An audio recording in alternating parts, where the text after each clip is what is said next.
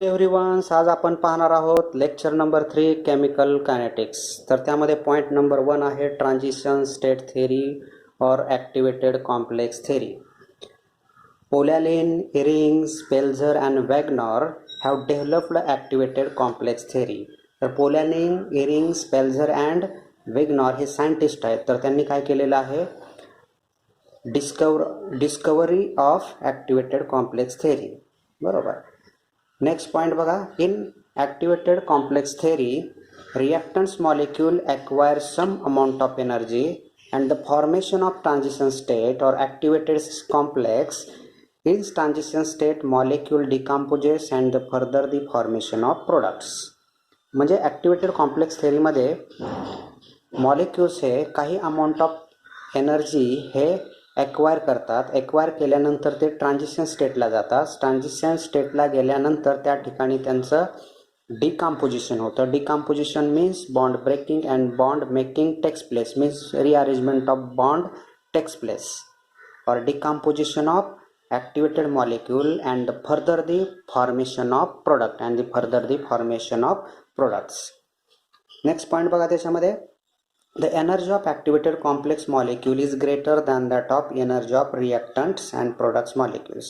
म्हणजेच energy of activated complex मॉलिक्यूलची energy ही रिॲक्टंट्सपेक्षा आणि प्रोडक्ट्स एनर्जीपेक्षा कशी असते, जास्त असते.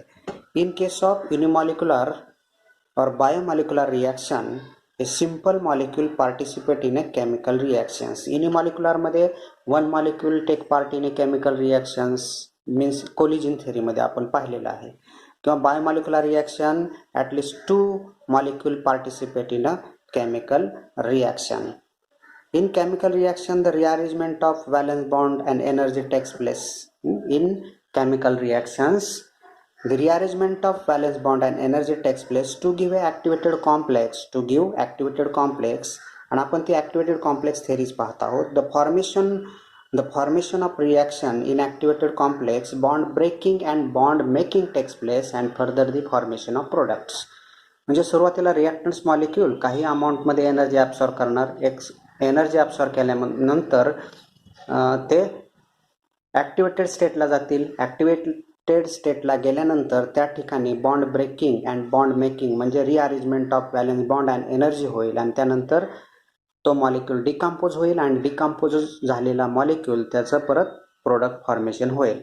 तर आपण याच्यामध्ये एक एक्झाम्पल घेऊ. एक्झाम्पल घेतल्यानंतर आपल्याला हे इझिली समजेल. तर आपण बघूया dissociation example. Dissociation of HI molecule. Dissociation of HI molecule to proceed the formation of intermediate complex. तर तो इंटरमिडिएट कॉम्प्लेक्स कशा प्रकारे तयार होतो तो आपण पाहूया. समजा आपण हा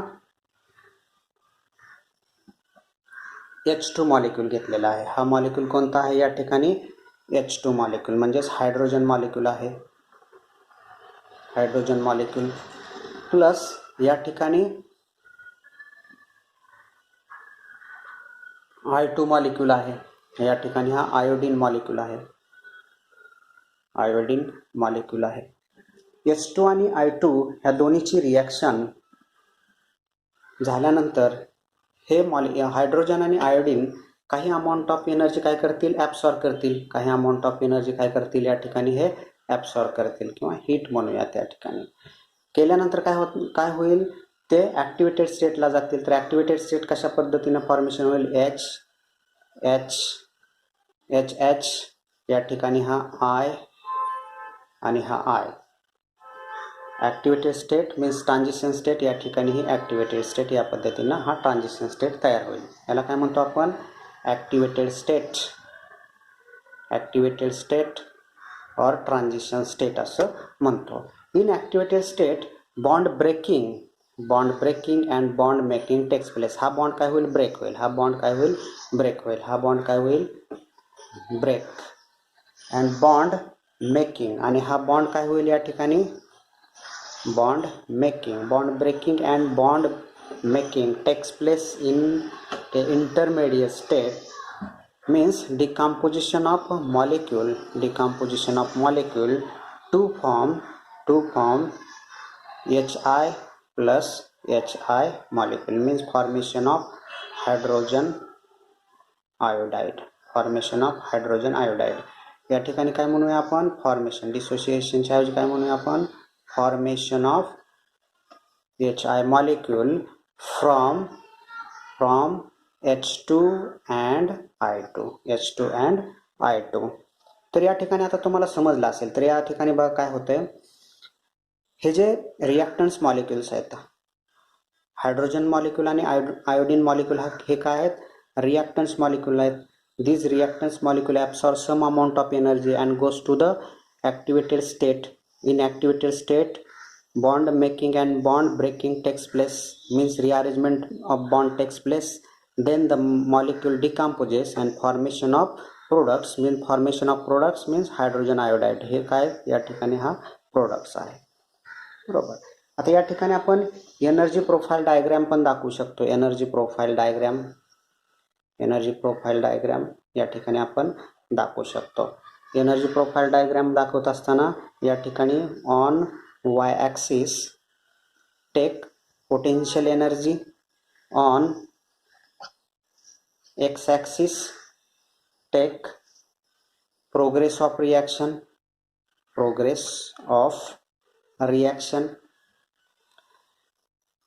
या ठिकाणी energy of reactant absorb energy, goes to the transition state, decomposes to the formation of products. या ठिकाणी काय आहेत रिॲक्टन्स मॉलिक्यूल आहेत. रिॲक्टन्स मॉलिक्यूल म्हणजे हे कोणते हायड्रोजन प्लस आयोडीन मॉलिक्यूल आहे.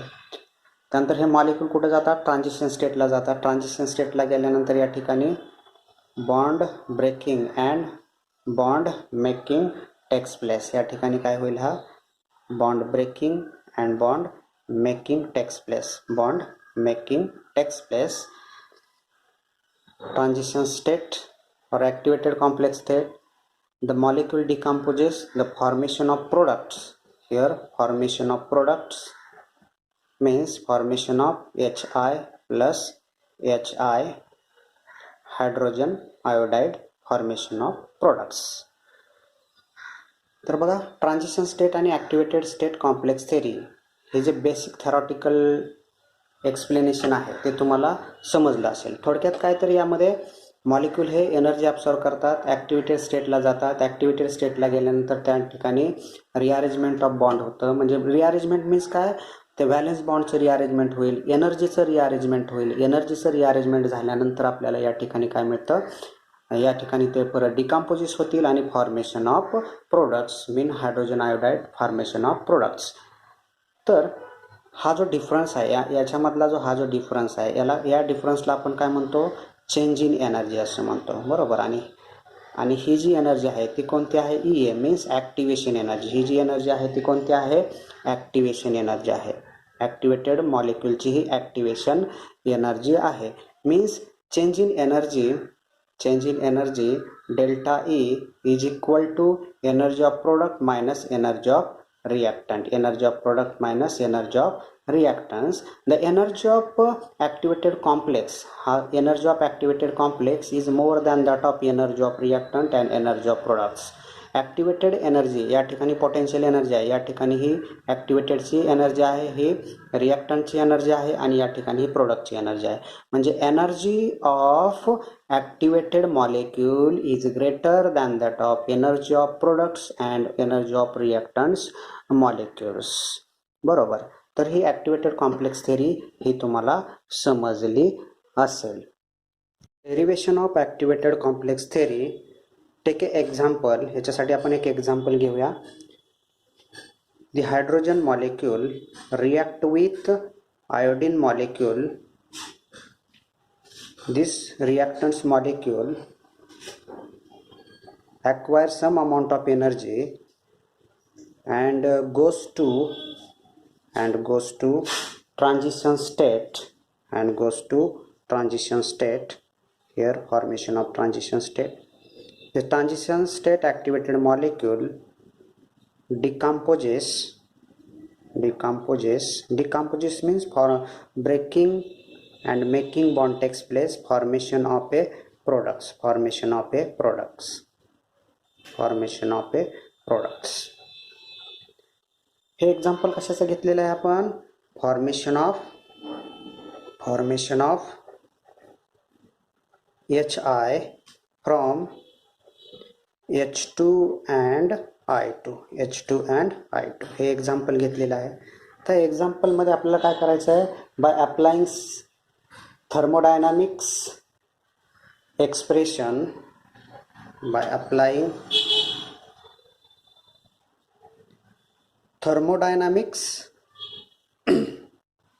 thermodynamics expression for specific rate of reaction, for specific rate of reaction, the specific rate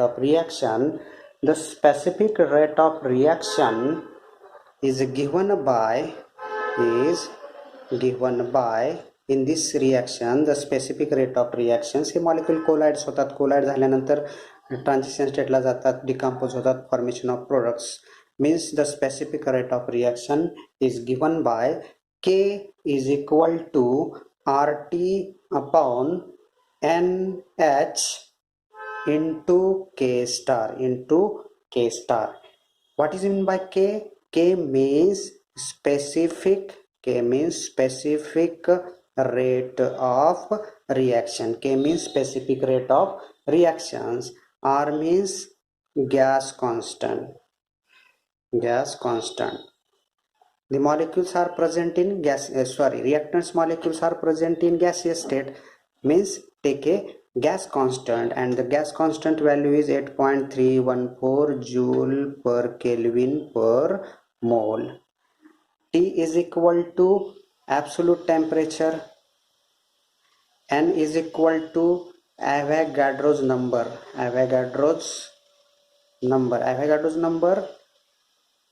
number of gas molecules. Avogadro's number value is 6.023 into 10 raised to 23, and H means Planck constant.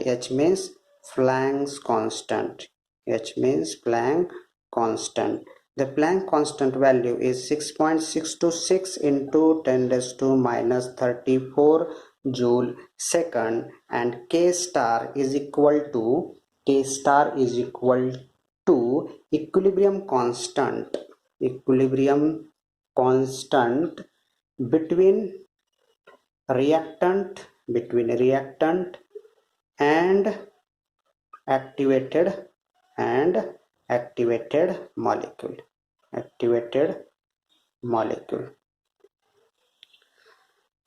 He reaction घेतलेली आहे.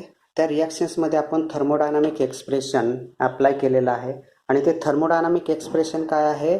तर thermodynamic expression, the specific rate of reaction K is equal to RT upon NH into K star.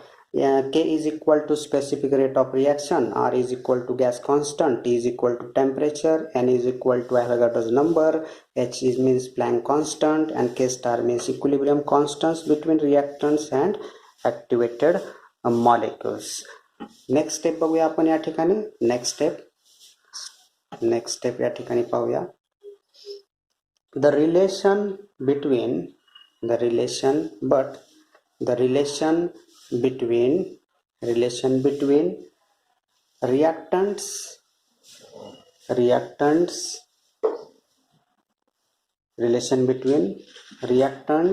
and products,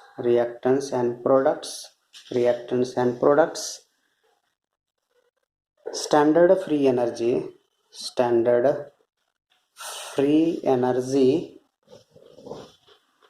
and equilibrium constant is given by delta G star is equal to minus RT ln K star, therefore ln K star is equal to ln K star ची आपल्याला या ठिकाणी value काढायची. ln K star is equal to minus RT हे आपण equal to साईनच्या या ठिकाणी transfer केले, हे मायनस आहे, इकडे आल्यानंतर काय होईल प्लस होईल, म्हणजेच काय सॉरी हे आल्यानंतर हे काय होईल इकडं मायनस आर टी होईल, म्हणजेच minus delta G star upon R T equation number 2. या ठिकाणी इक्वेशन 1 म्हणूया, equation 2. Star indicate that standard condition बरोबर. K means what is mean by K star? Equilibrium constant between reactant and activated. K star means equilibrium constant between reactant and activated complex. Delta G star means standard change in energy.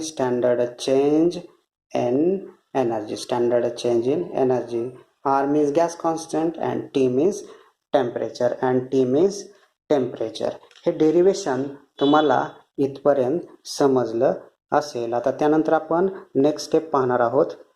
Equation 2 ln K is converted into exponential form equation.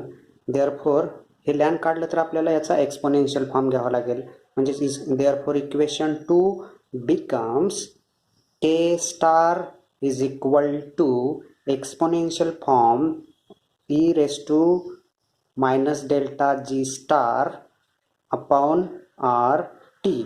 Equation number 3. म्हणजेच हा LAN जर आपण काढला तर याचा काय घेतो आपण एक्सपोनेन्शियल फॉर्म घेतो. ही स्टेप फार महत्त्वाची आहे, तुमच्या लक्षात आली असेल. काय बघा आणखीन एकदा सांगतोय मी, आपण या ठिकाणी नॅचरल लॉग काढला तर पुढच्या टर्मचा आपण काय घेतो एक्सपोनेन्शियल फॉर्म घेतो. त्या पद्धतीने आपण या ठिकाणी घेतलेला आहे. But change in energy in standard state is equal to delta H star minus T delta S star. We know that Gibbs Helmholtz equation आपल्याला माहीत आहे. गिब्स हेल्महोल्ट्ज इक्वेशन आहे हे थर्मोडायनामिक्समध्ये आपण SYBSC मध्ये आपण सेमिस्टर 3ला हे इक्वेशन डिराईव्ह केलेलं होतं. तर याच्यामध्ये टर्म बघा काय, delta H star means standard change enthalpy in standard state. त्यानंतर delta S stars means change in entropy in standard state. बरोबर. H म्हणजे काय, enthalpy, heat of reactions. Delta S means entropy, heat of reaction at constant temperatures. Substituting the value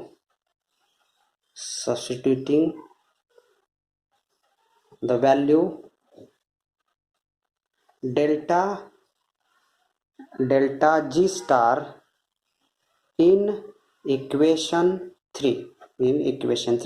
3 या ठिकाणी आहे.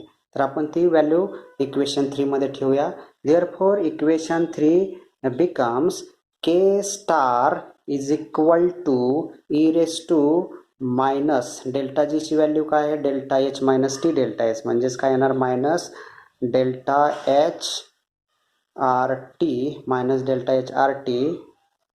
Minus E raise to T delta S star आहे या ठिकाणी. Star means standard state condition means the reaction obey 1 molar concentration, standard state temperature 333 kelvin temperature आणि pressure 1 atmospheric. Reaction सिस्टीमचा pressure हा 1 atmospheric pressure असेल, टेम्परेचर 373 केल्विन टेम्परेचर असेल आणि concentration 1 molar असेल. आणि ह्या कंडिशन जर रिॲक्शन फॉलो करीत असेल तर त्याला काय म्हणतो आपण स्टँडर्ड स्टेट कंडिशन म्हणतो. And this star indicate that standard state conditions. तर आपण हे या ठिकाणी ठेवलेलं आहे. एक्सपोनेन्शियल फॉर्म हा डेल्टा एच आपण आर टीसाठी वेगळा केला आणि एक्सपोनेन्शियल फॉर्म हा एन्ट्रॉपीसाठी आपण वेगळा केलेला आहे. ही व्हॅल्यू या ठिकाणी आपण डेल्टा जीची व्हॅल्यू इक्वेशन नंबर 3 मध्ये ठेवलेली आहे. Therefore equation becomes K star is equal to minus minus काय होईल, मायनस या ठिकाणी बघा delta S upon R T आहे. Delta S T delta S upon R T आहे. हे काय होईल या ठिकाणी, हे टी टी गेट कॅन्सल होईल, हे मायनस मायनस प्लस होईल. म्हणजे आपण ही टर्म्स अगोदर घेऊया positive term, E raise to delta S star upon R minus E raise to minus delta H star upon R T. ही स्टेप तुम्हाला समजली असेल. ही स्टेप तुम्हाला आता काय समजली असेल. तर पुट दी व्हॅल्यू या ठिकाणी आपल्याला काय के स्टारची व्हॅल्यू मिळालेली आहे. Put the value K star in equation 1 या ठिकाणी आहे, इक्वेशन 1 या ठिकाणी आहे. इक्वेशन 1 मध्ये के स्टारची व्हॅल्यू आपल्याला ठेवायची आहे. Therefore K is equal to R T upon N H into K स्टारची value exponential form delta S star upon R minus E raise to minus delta H star upon R T. Equation number 4. फक्त काय केले आपण, K star means equilibrium constant between reactant and activated molecules. This value put in equation number 1. Therefore equation 1 becomes, हे equation आपलं आलेलं आहे, हे equation आपल्याला आलेलं आहे. But R T upon N H into E raise to minus delta S star upon R is equal to capital A. म्हणजे याची जी व्हॅल्यू आहे, पूर्ण टर्म जी आहे, ही पूर्ण टर्म याची व्हॅल्यू काय आहे, ए आहे. म्हणजे therefore K is equal to capital A into E raise to minus delta H star upon R T. Equation number 5. इथपर्यंत तुम्हाला इक्वेशन समजलं असेल. आता बघा, but delta H star change in enthalpy at standard state condition is equal to energy of activation. Therefore equation 5 becomes k is equal to a into e raised to minus delta h star ची value काय आहे, ea upon rt. Equation number 6 is a derivation of activated complex theory equation. Taking a log equation 6, therefore equation 6 become natural log. Ln k is equal to ln rt upon nh plus delta s star upon r minus delta h star upon rt. Equation 5 या ठिकाणी taking a log equation 4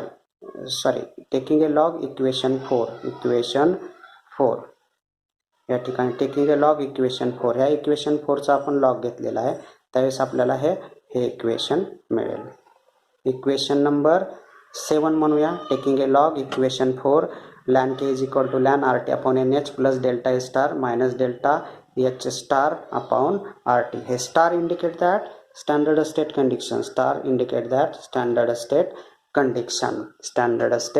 condition.